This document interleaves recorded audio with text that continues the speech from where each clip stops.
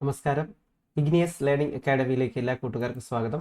അപ്പോൾ നമ്മൾ ഇന്ന് പഠിക്കാൻ പോകുന്നത് ബി.എഡ് ഫൈനൽ സെമസ്റ്റർ ഓൺലൈൻ എക്സാമിന് ചോദിച്ചിട്ടുള്ള സോഷ്യൽ സയൻസ് ചോദ്യങ്ങളാണ്. സെലക്റ്റഡ് ആയിട്ടുള്ള സോഷ്യൽ സയൻസ് കോർ കൺസെപ്റ്റിലെ ചോദ്യങ്ങളാണ് നമ്മൾ ഈ സീരീസിൽ ചർച്ച ചെയ്യുന്നത്. അപ്പോൾ സോഷ്യൽ സയൻസ് മറ്റ് ഓപ്ഷണൽ സബ്ജക്റ്റുകളുടെ ക്വസ്റ്റ്യൻ പേപ്പർ നമ്മുടെ കോഴ്സിന്റെ അനുബന്ധമായിട്ട് നിങ്ങൾക്ക് കിട്ടുന്നുണ്ട്. MCQവിന് ഇഗ്നിയസ് ലേണിംഗ് അക്കാഡമി ഒരു ഇന്റൻസീവ് ആയിട്ടുള്ള ഒരു കോച്ചിങ്, ജനറൽ പേപ്പറിന്റെ കോച്ചിങ് നൽകുന്നുണ്ട്. അതിനോടൊപ്പം തന്നെ നിങ്ങൾക്ക് ഓപ്ഷണൽ പേപ്പറിന്റെ ചോദ്യങ്ങൾ ക്യൂസ് മോഡലിൽ അല്ലെങ്കിൽ എക്സാം പാറ്റേണിൽ എക്സാം നടക്കുന്ന പോലെ തന്നെ ചെയ്ത് പരിശീലിക്കാനുള്ള ഒരു അവസരവുമുണ്ട്. എല്ലാ ഓപ്ഷണലിലും അവരുടെ ചോദ്യങ്ങൾ കിട്ടുന്നു. അതുപോലെ തന്നെ ജനറൽ പേപ്പറിന്റെ ക്വസ്റ്റ്യൻസ് അവർക്ക് കിട്ടുന്നു. അപ്പോൾ നമ്മുടെ കോഴ്സുകളിൽ ജോയിൻ ചെയ്യുക. വളരെ ഇക്കണോമിക്കൽ ആയിട്ടുള്ള ഒരു കോഴ്സാണ്. അതുപോലെ തന്നെ നിങ്ങൾക്ക് മറ്റു പരീക്ഷകൾക്കും അധ്യാപക പരീക്ഷകൾക്കും ഹെൽപ്ഫുൾ ആയിട്ടുള്ള ഒരു കോഴ്സാണ് ഇഗ്നിയസ് അക്കാഡമി നിങ്ങൾക്ക് വേണ്ടി ഒരുക്കുന്നത്. അപ്പോൾ നമ്മൾ ഈ സീരീസിൽ ചർച്ച ചെയ്യുന്നത് സോഷ്യൽ സയൻസ് ഓപ്ഷണൽ കുട്ടികൾക്ക് ചോദിച്ചിട്ടുള്ള, അതായത് പാർട്ട് 2. നിങ്ങൾക്ക് 2 പേപ്പറാണുള്ളത്, ജനറൽ പേപ്പറും ഓപ്ഷണലും. അപ്പോൾ സോഷ്യൽ സയൻസിലെ ചോദ്യങ്ങളാണ് നമ്മൾ നോക്കുന്നത്. അതിലെ ഒന്നാമത്തെ ചോദ്യം, learning strategy that promotes shared knowledge and individual and group accountability. Individual അക്കൗണ്ടബിലിറ്റിക്കും ഗ്രൂപ്പ് അക്കൗണ്ടബിലിറ്റി, അതായത് ഇൻഡിവിജ്വൽ ഗ്രൂപ്പ് റെസ്പോൺസിബിലിറ്റി ഉള്ള ഒരു മെത്തേഡ് ഉണ്ട്. അതൊരു ഗ്രൂപ്പ് ലേണിംഗ് മെത്തേഡാണ്. അത് ഏതാണ് എന്നാണ് ചോദ്യം. അത് കോപ്പറേറ്റീവ് ലേണിംഗ് ആണ്. കോപ്പറേറ്റീവ് ലേണിംഗിന്റെ 2 പ്രധാനപ്പെട്ട എലമെന്റുകളാണ് ഇൻഡിവിജ്വൽ ആൻഡ് ഗ്രൂപ്പ് അക്കൗണ്ടബിലിറ്റി. അപ്പോൾ കോപ്പറേറ്റീവ് ലേണിംഗ് ഇൻട്രൊഡ്യൂസ് ചെയ്തത് ആരാണ്? ജോൺസൺ ആൻഡ് ജോൺസൺ ആണ്. ജോൺസൺ ആൻഡ് ജോൺസൺ, ഓർത്ത് വെച്ചേക്കുക, Johnson and Johnson. Cooperative learning എന്ന് പറയുമ്പോൾ അത് ZPD അനുസരിച്ചിട്ടാണ് വർക്ക് ചെയ്യുന്നത്. ZPD അല്ലെങ്കിൽ സോൺ ഓഫ് പ്രോക്സിമൽ ഡെവലപ്മെന്റ് അനുസരിച്ചിട്ടാണ് ഈ പറയുന്ന കോപ്പറേറ്റീവ് ലേണിംഗ് വർക്ക് ചെയ്യുന്നത്. കോപ്പറേറ്റീവ് ലേണിംഗിലെ ഏറ്റവും പ്രധാനപ്പെട്ട സ്ട്രാറ്റജിയാണ് ജിക്സോ ടെക്നിക്ക് കോപ്പറേറ്റീവ് ലേണിംഗ് ടെക്നിക്കാണ്. ജിക്സോ ടെക്നിക്ക് കൊണ്ടുവന്ന ആരാണെന്ന് പരീക്ഷയ്ക്ക് ചോദിക്കാം. Elliot Aronson introduced jigsaw technique ഒരു കോപ്പറേറ്റീവ് ലേണിംഗ് ടെക്നിക്കാണെന്ന് ഓർത്തിരിക്കുക. ഇനി കേസ് സ്റ്റഡി ഇൻഡെപ്ത് ആയിട്ടുള്ള അനാലിസിസ് ആണ്. Case study. ബ്രെയിൻ സ്റ്റോമിംഗ് കൊണ്ടുവന്നത് ഓസ്ബോൺ ആണ്. ക്രിയേറ്റിവിറ്റി ഫോസ്റ്റർ ചെയ്യുന്ന ഒരു ടെക്നിക്കാണ് brainstorming. Creativity. Okay. Lecture method outdated method ആണ്. വൺ സൈഡഡ് മെത്തേഡ് ആണ്. ഓക്കെ. അപ്പോൾ കോപ്പറേറ്റീവ് ലേണിംഗ് എന്ന് പറയുന്നത് ഇൻഡിവിജ്വൽ ഗ്രൂപ്പ് അക്കൗണ്ടബിലിറ്റിക്ക് ഇമ്പോർട്ടൻസ് കൊടുക്കുന്നതാണ്. അടുത്ത ഏറ്റവും സിമ്പിൾ ആയിട്ടുള്ള ഒരു ചോദ്യം, സോഷ്യൽ കൺസ്ട്രക്റ്റിവിസം കൊണ്ടുവന്നത് ആരാണ്? നിങ്ങൾക്കറിയാം, സോഷ്യൽ കൺസ്ട്രക്റ്റിവിസം കൊണ്ടുവന്ന ആരാണ്? വൈഗോട്സ്കി ആണ്. വൈഗോട്സ്കിയുടെ കൺസെപ്റ്റ് ആണ് social constructivism. Father of social constructivism എന്നറിയപ്പെടുന്നത് വൈഗോട്സ്കി ആണ്. അദ്ദേഹത്തിന്റെ കൺസെപ്റ്റ് ആണ് ZPD, zone of proximal development, ZAD, zone of actual development. അതുപോലെ തന്നെ അദ്ദേഹത്തിന്റെ തിയറിയുടെ പേരാണ് socio cultural theory of learning കൊണ്ടുവന്നത് വൈഗോട്സ്കി ആണെന്ന് ഓർത്തു വെച്ചിരിക്കുക. Socio cultural theory of learning വൈഗോട്സ്കിയുടേത് ആണ്. അടുത്തൊരു ചോദ്യം, ക്രിട്ടിക്കൽ പെഡഗോജി കൊണ്ടുവന്നത് ആരാണ്? പൗലോ ഫ്രെയറിന്റെ കൺസെപ്റ്റ് ആണ് ക്രിട്ടിക്കൽ പെഡഗോജി. അതുപോലെ തന്നെ banking system of education, critical pedagogy of oppressed അദ്ദേഹത്തിന്റെ ഒരു പുസ്തകമാണ് പെഡഗോജി ഓഫ് ഒപ്രസ്ഡ്. അതുപോലെ തന്നെ culture of silence, culture of freedom. അതുപോലെ അദ്ദേഹത്തിന്റെ ഒരു മെത്തേഡാണ് dialogical method of teaching. Dialogical method കൊണ്ടുവന്ന ആരാണ്? ക്രിട്ടിക്കൽ പെഡഗോജി കൊണ്ടുവന്ന പൗലോ ഫ്രെയർ ആണ്. ഡയലോജിക്കൽ മെത്തേഡ് ഉപയോഗിക്കുന്ന ഒരു സോഷ്യൽ ഫാമിലിയിലെ ടീച്ചിങ് ആണ് ജൂറിസ്പ്രുഡൻഷ്യൽ എൻക്വയറി മോഡൽ. ജിം മോഡലിനകത്ത് ഡിബേറ്റ്. ഓക്കെ. ഡയലോജിക്കൽ മെത്തേഡ് കൊണ്ടുവന്നത് പൗലോ ഫ്രെയർ ആണ്. അപ്പോൾ critical pedagogy, banking concept of education, pedagogy of the oppressed, culture of silence, culture of freedom, dialogical method എന്ന് പറയുന്ന ഒരു ഡിബേറ്റ് മെത്തേഡ് കൊണ്ടുവന്നിരിക്കുന്നു. ഇനി ഡയലോജിക്കൽ മെത്തേഡ് ജൂറിസ്പ്രുഡൻഷ്യൽ എൻക്വയറി മോഡലിനകത്താണ് പൗലോ ഫ്രെയർ ഉപയോഗിച്ചതെന്ന് ഓർത്തിരിക്കുക. പെഡഗോജി എന്ന വാക്കിന്റെ അർത്ഥം എന്താണ്? Art and science of teaching എന്നാണ്. സിമ്പിൾ ചോദ്യമാണ്. Art and science of teaching. The central theme of social science ഓപ്ഷണൽകാർ ഏറ്റവും കൂടുതലായിട്ട് കോൺസെൻട്രേറ്റ് ചെയ്യുന്നത് എന്തിനെയാണ്? മനുഷ്യനും മനുഷ്യ സമൂഹവും, മാൻ ആൻഡ് സൊസൈറ്റിയെ കുറിച്ചാണ് പഠിക്കുന്നത്. സോഷ്യൽ സയൻസിന്റെ എയിം അല്ലാത്തത് ഏതാണ്? സോഷ്യൽ സയൻസിന്റെ എയിം എന്താണ്? Promote democracy, national integration, harmonious development. എന്നാൽ റീജിയണലിസം ഒരു പ്രശ്നമാണ്. Regionalism is a barrier to national integration or national unity. National യൂണിറ്റിക്കുള്ള ഒരു പ്രശ്നമാണ് റീജിയണലിസം അല്ലെങ്കിൽ പ്രാദേശികവാദം. അപ്പോൾ ഇത് വരില്ല. അപ്പോൾ ബാക്കിയുള്ളതാണ് ശരി. ഓക്കെ, ഡെമോക്രസി പ്രൊമോട്ട് ചെയ്യുക, സിറ്റിസൺഷിപ്പ് ട്രെയിനിങ് കൊടുക്കുക, international corporation, harmonious development, national integration, national unity, harmonious blending, harmonious development, ഇതെല്ലാം അതിനകത്ത് വരും. വരാത്തത് റീജിയണലിസം പോലെയുള്ള പ്രശ്നമുള്ള കാര്യങ്ങളൊന്നും നമ്മുടെ എയിം അല്ല. Principle of curriculum transaction does not include. കരിക്കുലത്തിന്റെ പ്രിൻസിപ്പിൾസിൽ വരാത്തത് എന്താണ്? പ്രിൻസിപ്പിൾ ഓഫ് യൂണിറ്റി വരുന്നു, principle of flexibility, preparation of life. വരാത്തത് financial status of the people എന്നതാണ്. അപ്പോൾ പ്രിൻസിപ്പിൾസ് ഓഫ് കരിക്കുലവുമായി ബന്ധപ്പെട്ട വളരെ ഡീപ്പായിട്ടുള്ള ഒരു ക്ലാസ് തന്നെ നമ്മുടെ സെഷനിൽ നിങ്ങൾക്ക് ലഭിക്കുന്നുണ്ട്. അതിലൂടെ ഈ കരിക്കുലം എന്ന് പറയുന്നത് കംപ്ലീറ്റ് ആയിട്ട് നമ്മൾ ഡിസ്കസ് ചെയ്യുന്നുണ്ട്. അപ്പോൾ അവിടെ നമുക്ക് ബാക്കി കാര്യങ്ങൾ പഠിക്കാം. അപ്പോൾ കരിക്കുലത്തിന്റെ പ്രിൻസിപ്പിൾസിൽ വരാത്തത് ഏതാണെന്ന് ചോദിച്ചാൽ financial status of the people ആണ്. ഫ്ലെക്സിബിൾ ആയിരിക്കണം, യൂട്ടിലിറ്റി ഉണ്ടായിരിക്കണം, ചൈൽഡ് സെൻട്രിക് ആയിരിക്കണം, പ്രിപ്പറേഷൻ ഫോർ ലൈഫ്, അതുപോലെ തന്നെ എന്താണ് ഫോർവേഡ് ലുക്കിംഗ് പ്രിൻസിപ്പിൾ. അങ്ങനെ ഒരുപാട് പ്രിൻസിപ്പിൾസ് ഉണ്ട്. അതിന്റെ ഡീറ്റെയിൽഡ് ക്ലാസ് നമ്മുടെ ഗ്രൂപ്പിൽ അപ്ഡേറ്റ് ചെയ്യുന്നതായിരിക്കും. ക്ലാസ് എടുക്കുന്നവർക്ക് ഡീറ്റെയിൽഡ് ആയിട്ട് കാര്യങ്ങൾ പഠിക്കാൻ കഴിയും. അടുത്തൊരു ചോദ്യം, a life long process whereby a person learns social roles and values. Life long social learning പ്രോസസ്സിനെ വിളിക്കുന്ന പേരെന്താണ്? ലൈഫ് ലോങ് സോഷ്യൽ ലേണിംഗിനെ വിളിക്കുന്ന പേരാണ് socialisation. Life long social learning പ്രോസസ്സാണ് സോഷ്യലൈസേഷൻ. സോഷ്യലൈസേഷന് 2 ഏജന്റുകളാണുള്ളത്, formal agency and informal agency. Formal ഏജൻസിയിൽ ഏറ്റവും ആദ്യത്തേത് സ്കൂളാണ്. First formal agent of socialisation and social control, അത് ഏതാണെന്ന് ചോദിക്കാം, അത് സ്കൂളാണ്. എന്നാൽ ഫസ്റ്റ് ഇൻഫോർമൽ ഏജന്റ് എന്ന് ചോദിച്ചാൽ ഒന്നുകിൽ അത് മദറാണ് അല്ലെങ്കിൽ ഫാമിലി. ഓക്കെ, അപ്പോൾ സോഷ്യലൈസേഷൻ എന്ന് പറഞ്ഞാൽ നമ്മൾ സമൂഹത്തിലെ ഒരു അംഗീകൃത അംഗമായി മാറുന്നതിന് വേണ്ടി നമ്മൾ സമൂഹത്തിലെ കാര്യങ്ങൾ പഠിച്ചുകൊണ്ടേയിരിക്കും, മരണം വരെ പഠിക്കുന്നു. അതിനെയാണ് സോഷ്യലൈസേഷൻ അല്ലെങ്കിൽ സാമൂഹ്യവൽക്കരണം എന്ന് പറയുന്നത്. ഡിബേറ്റബിൾ ടോപ്പിക് അല്ലെങ്കിൽ controversial topics in social science. ഒരുപാട് തവണ ചോദിച്ചിട്ടുണ്ട്. Controversial topics or debatable topics in social science. Debatable topics ഏതൊക്കെയാണ് അല്ലെങ്കിൽ ഏതാണെന്നാണ് ചോദ്യം. എൻവയോൺമെന്റ് ആൻഡ് ഡെവലപ്മെന്റ് എന്നത് ഡിബേറ്റബിൾ ആയിട്ടുള്ള ഒരു ടോപ്പിക് തന്നെയാണ് സോഷ്യൽ സയൻസിൽ. മറ്റെന്തൊക്കെ ടോപ്പിക്കുകളാണുള്ളത്? ഇപ്പോൾ ഫെമിനിസം ഡിബേറ്റബിൾ ആയിട്ടുള്ള ഒരു ടോപ്പിക്കാണ്. അല്ലെങ്കിൽ മാർക്സിസം ഡിബേറ്റബിൾ ടോപ്പിക്കാണ്. അല്ലെങ്കിൽ ആര്യന്മാർ എവിടെ നിന്ന് വന്നു, ആര്യൻ ഒറിജിൻ ഡിബേറ്റബിൾ ടോപ്പിക്കാണ്. അതുപോലെയുള്ള ഡിബേറ്റബിൾ ടോപ്പിക്കുകൾ പഠിച്ചു വെച്ചേക്കുക. Controversial issues in social science. Golden age concept of Gupta.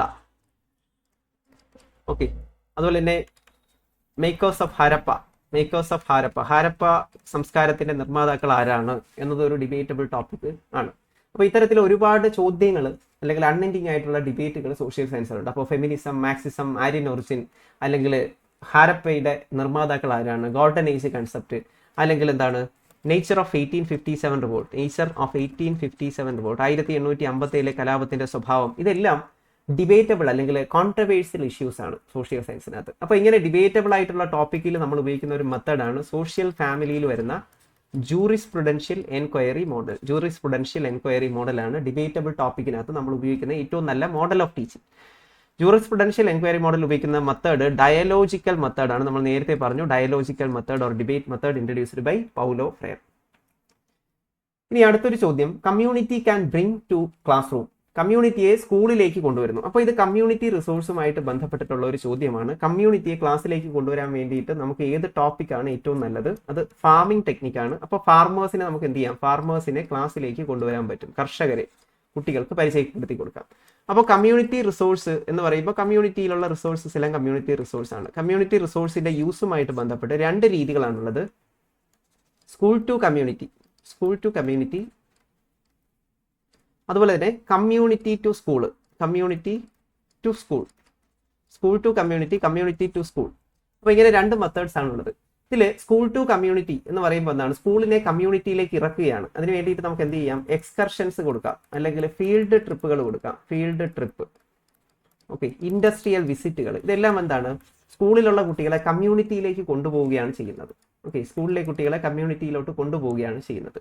എന്നാൽ കമ്മ്യൂണിറ്റി ടു സ്കൂൾ, കമ്മ്യൂണിറ്റിയിലുള്ളവരെ സ്കൂളിലേക്ക് കൊണ്ടുവരാൻ എന്ത് ചെയ്യും? നമുക്ക് കമ്മ്യൂണിറ്റിയിലുള്ളവരെ സ്കൂളിലേക്ക് കൊണ്ടുവരാൻ വേണ്ടിയിട്ട് നമുക്ക് പലതരത്തിലുള്ള എക്സിബിഷൻ നടത്താം, അല്ലെങ്കിൽ ആനുവൽ ഡേ നടത്താം, പലതരത്തിലുള്ള സെലിബ്രേഷൻസ് നടത്താം. അങ്ങനെ എന്ത് ചെയ്യാം? നമുക്ക് കമ്മ്യൂണിറ്റിയെ സ്കൂളിലേക്ക് അല്ലെങ്കിൽ ചുറ്റുമുള്ള മറ്റുള്ളവരെ നമുക്ക് സ്കൂളിലേക്ക് ആകർഷിക്കാം. അപ്പോൾ ഇത് വളരെ പ്രധാനപ്പെട്ടതാണ്, റിപ്പീറ്റഡ് ആയിട്ട് ചോദിക്കുന്നതാണ്. കൂട്ടുകാർ നന്നായി ഓർത്ത് പഠിക്കുക. അപ്പോൾ കമ്മ്യൂണിറ്റി റിസോഴ്സസിന്റെ യൂസുമായിട്ട് ബന്ധപ്പെട്ട് 2 അപ്രോച്ചുകളാണുള്ളത്. ഒന്നുകിൽ നമുക്ക് സ്കൂൾ ടു കമ്മ്യൂണിറ്റി, സ്കൂളിനെ കമ്മ്യൂണിറ്റിയിലോട്ട് കൊണ്ടുപോകാം, അല്ലെങ്കിൽ കമ്മ്യൂണിറ്റി ടു സ്കൂൾ, കമ്മ്യൂണിറ്റിയെ സ്കൂളിലേക്ക് കൊണ്ടുവരികയും ചെയ്യാം. അപ്പോൾ ഇവിടെ ഫാമിംഗ് ടെക്നിക്സ് പഠിപ്പിച്ചു കൊടുക്കുമ്പോൾ കുട്ടികൾക്ക് എന്താണ് സംഭവിക്കുന്നത് എന്ന് പറഞ്ഞാൽ, ഇവിടെ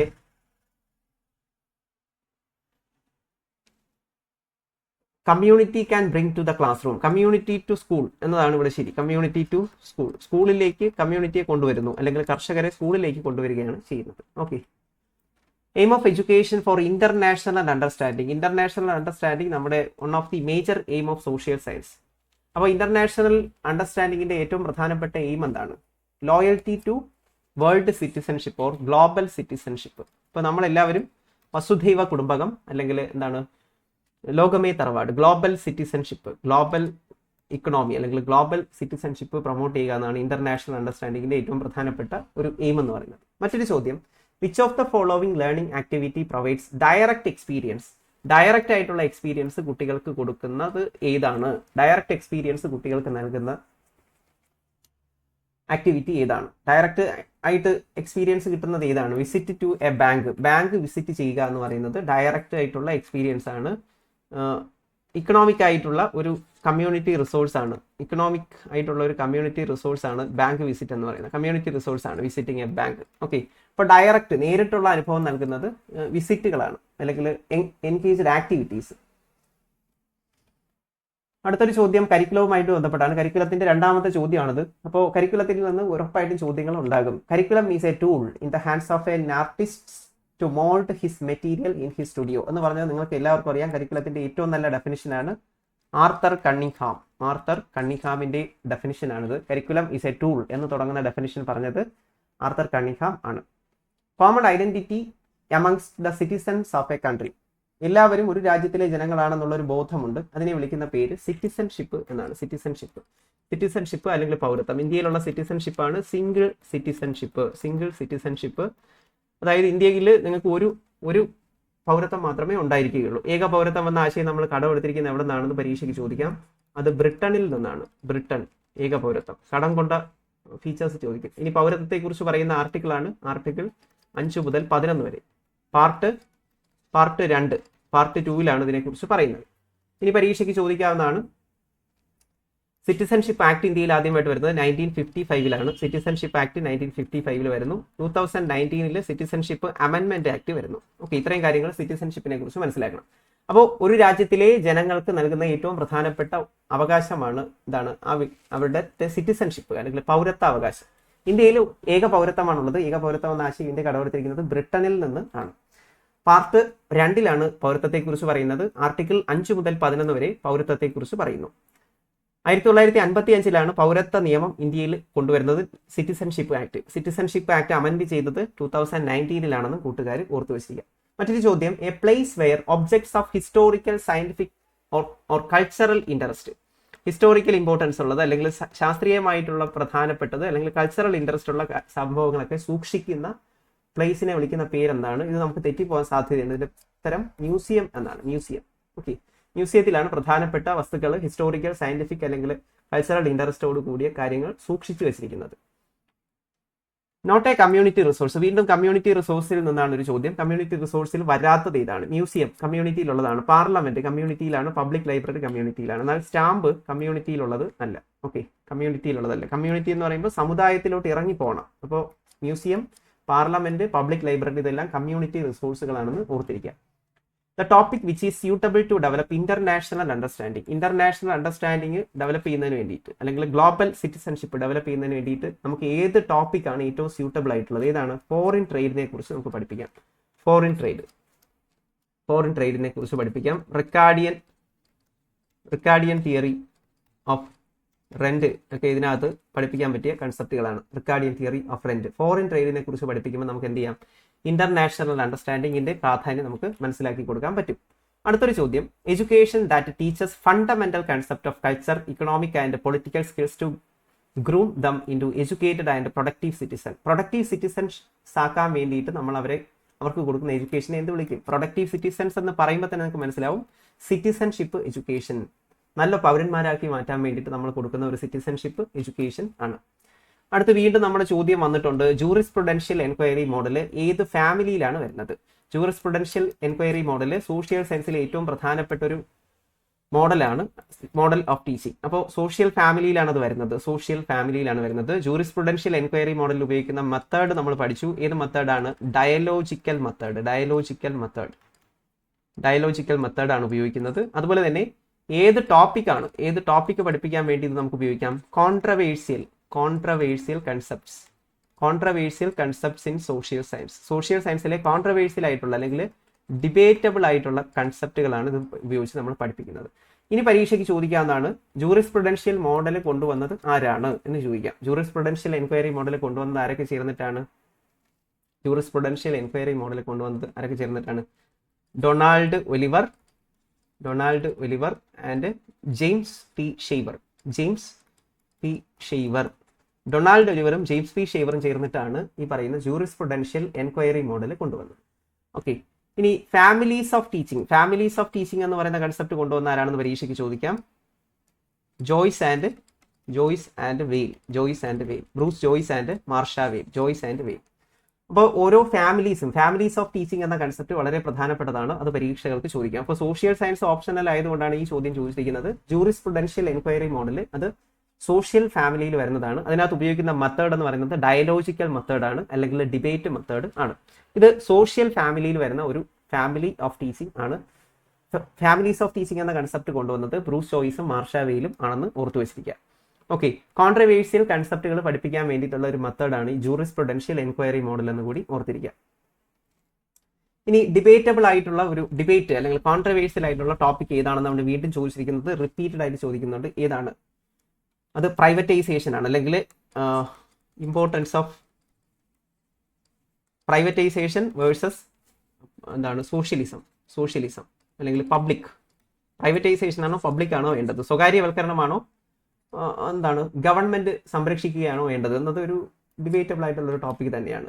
അപ്പോൾ ഇത്രയും ചോദ്യങ്ങളാണ് നമ്മൾ ഫസ്റ്റ് പാർട്ടിൽ ഡിസ്കസ് ചെയ്യുന്നത്.